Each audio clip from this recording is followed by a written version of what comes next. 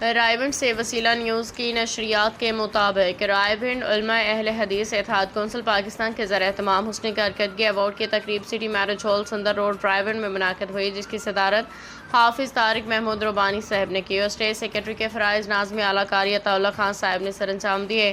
مہمان خصوصی مرکزی جمعیت اہل حدیث پاکستان کے نائب امیر پروفیسر ڈاکٹر عبدالغفور راشد صاحب، ناظم مرکزی جمعیت اہل حدیث شہر لاہور جناب حافظ ممتاز حسین صاحب، تعلقات عامہ کے ناظم قاری ارشاد الرحمان شاہ صاحب، رائے کے مذہبی سماجی رہنما حاجی محمد اکرام زرگر صاحب، سرپرست اعلیٰ مرکزی مسجد اہل حدیث مین بازار رائے حاجی مبارک صاحب نے خصوصی شرکت کی۔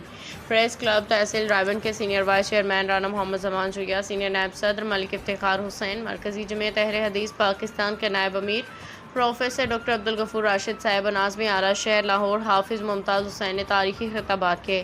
اس تقریب میں علماء اہل حدیث اتحاد کونسل کے ذمہ داران کارکنان کو حسن کارکردگی شیل انعامات سے نوازا گیا۔ تقریب میں آنے والے تمام لوگوں کے لیے کھانے کا وسیع انتظام کیا گیا۔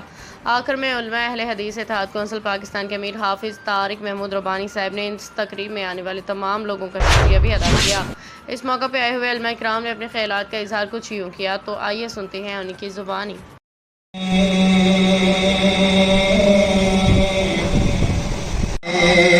ہم نے اپنے بڑوں سے سنا ہے بتاتے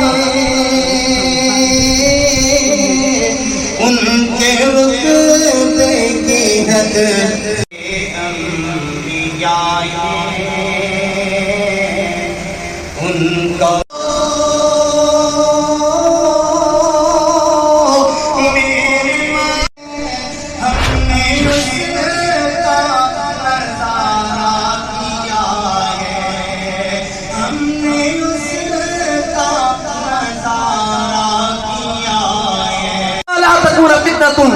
وَيَكُونَ الدِّينُ كُلُّهُ لِلَّهِ کہ اس وقت تک قتال کی او فساد فی الارض فکأنما قتل الناس جميعا۔ علماء کی جماعت، آپ کے سلف صالحین، امام احمد بن حنبل، کہیں خلق قرآن نے حق کو میرے بھائیوں، اسی طرح آپ کے اور میرے امیر محترم فردوس کے باغوں میں سے باغ عطا فرمائے اور ان کی قبر کو کروٹ کروٹ رحمتوں سے بھر دے۔ میرے بھائیوں، سفر کرتے مذہب سینے سے لگایا ہے۔ اس مذہب کی ایک بہت بڑی خوبی ہے، شاید دنیا میں جتنے بھی مذاہب ہیں ان میں یہ خوبی کسی مذہب میں پائی جاتی ہو، لیکن دین اسلام میں ماننے والوں کو اگر درس دیتا ہے تو وہ اتفاق اور اتحاد کا ہی درس دیتا ہے۔ اور یہ بات آپ اچھی طرح جانتے ہیں، اختلاف نہ ڈالو، علیحدہ علیحدہ ہو کے کھڑے نہ ہو جاؤ۔ کیا ہوگا؟ علیحدہ ہو جائیں گے، آپ کے دلوں میں خلل پیدا ہو جائے گا۔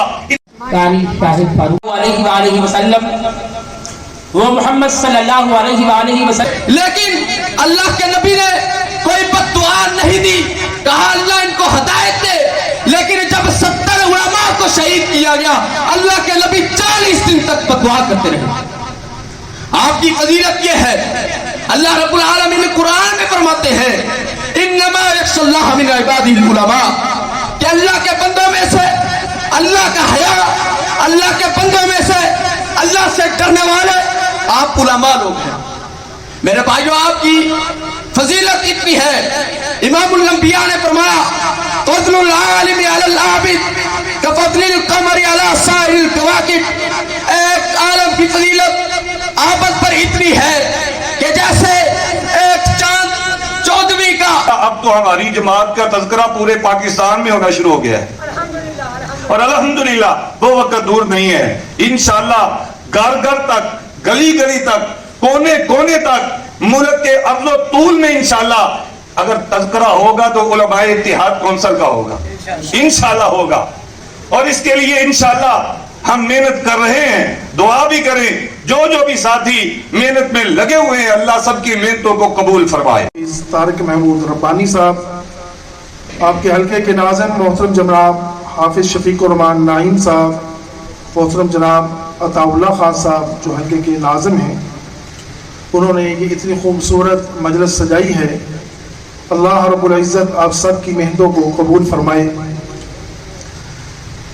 اور آج کے جو ہمارے مہمان خصوصی ہیں मिंबर इस्लामी नज़रियाती कौंसल मरकज़ी जमीयत अहले हदीस पाकिस्तान के नायब अमीर जनाब प्रोफेसर डॉक्टर अब्दुल गफूर राशिद साहब हाफिज़हुल्लाह ताला, वो भी बड़ा खुसूसी वक्त निकाल कर तशरीफ़ लाए हैं। और सऊदी अरेबिया से रब्ता किया और इंडिया के वजीर आज़म उन पर प्रेशर डलवाया और यासीन मलिक की सजाए मौत को उम्र कैद में बदलवा दिया। वो कहने लगी हमारे ऊपर तो बहुत बड़ा अल्लामा प्रोफेसर साजिद मीर रहमहुल्लाह का एहसान है। मेरे भाइयों, वो अजीम शख्सियत थे और उनके जनाजे में आपने देखा तमाम जमातें